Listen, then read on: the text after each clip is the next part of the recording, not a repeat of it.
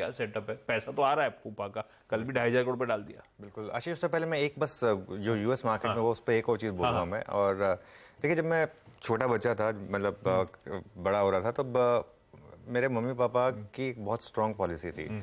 अगर मैं किसी चीज़ को मांगने के लिए अगर मैं रोता था तो मुझे वो चीज़ कभी नहीं मिलती थी।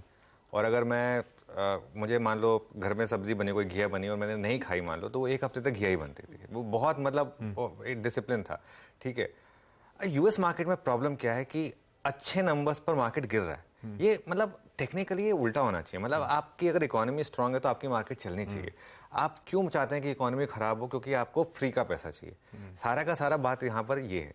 तो ये फर्क है इंडियन मार्केट में। आज की डेट में इंडियन मार्केट क्यों इस तरीके से चल रहा है? क्योंकि हमारी जो फ्रूगल इकोनॉमी रही है और स्पेशली पोस्ट कोविड जिस तरीके से हमने उसको हैंडल किया है, हमारे यहाँ पे फ्री का पैसा नहीं है। हमारे यहाँ पे स्टॉक्स फ्री के पैसे से नहीं चल रहे हैं। हमारे यहाँ पे स्टॉक्स अर्निंग्स पे चलते हैं और ये एक बहुत बड़ी चीज़ है। ऑब्वियसली बीच में जो मोमेंटम आता है, बबल्स आते हैं, वो सब आते रहते हैं। तो वो एक मैं सोचा था कि एक अलग छोटी सी एक बात कह दूं। सेटअप की जहां तक बात है, सेटअप ओवरबॉट है आज थोड़ा सा, इसमें कोई डाउट नहीं है। कल एफआईएस ने 2600 करोड़ फिर डाले मार्केट में। हालांकि डीआईएस ने कॉम्पनसेट किया उसको। कल 2300 करोड़ की सेलिंग आई डीआईएस की तरफ से। कल एक बहुत इंटरेस्टिंग चीज हुई है, टाटा म्यूचुअल फंड ने अपने स्मॉल कैप फंड में लमसम पैसा लेना बंद कर दिया।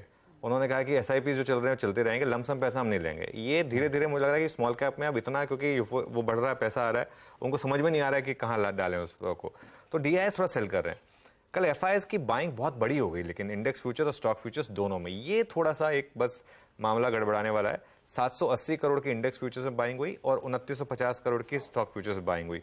और विद इन इंडेक्स फ्यूचर्स जो बाइंग हुई उसमें 10,400 लॉन्ग कॉन्ट्रैक्ट जुड़े हैं और 2000 शॉर्ट जुड़े हैं। सिर्फ कुछ बहुत ज़्यादा नहीं है, लेकिन जो लॉन्ग एक्सपोजर है अब वो है 73%।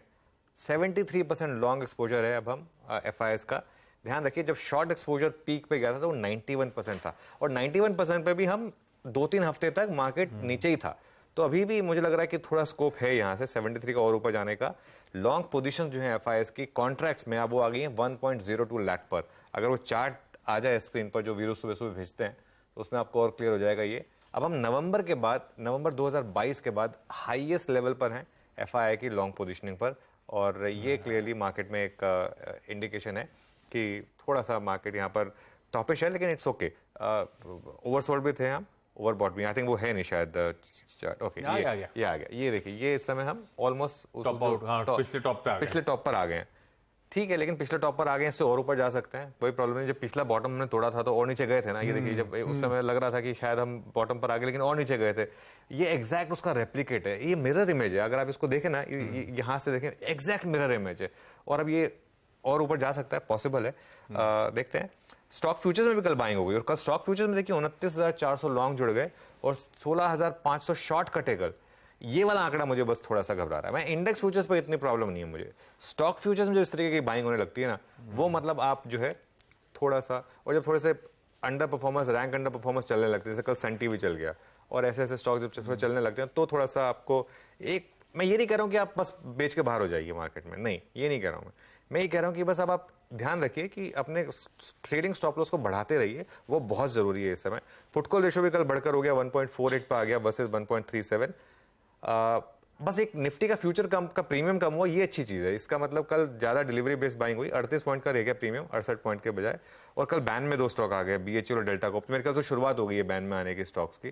तो सेटअप आज थोड़ा सा ओवरबॉट है, लेकिन मैं फिर वही चीज कहूंगा, एग्जिट डिसीजन मार्केट को लेने दें, आप अपने आप ना लें। मतलब डर के ना एग्जिट करें कि अब मार्केट ओवरबॉट हो गया। मार्केट ओवरबॉट रह सकता है काफी टाइम तक। अपने स्टॉप लॉसेस को बढ़ाते रहें और जिस दिन स्टॉप लॉस लगेगा उस दिन आपकी ट्रेड मैच्योर होगी। उसके बाद मार्केट भाग भी जाए तो कोई प्रॉब्लम नहीं है, आपने अच्छा पैसा बना लिया होगा तब तक।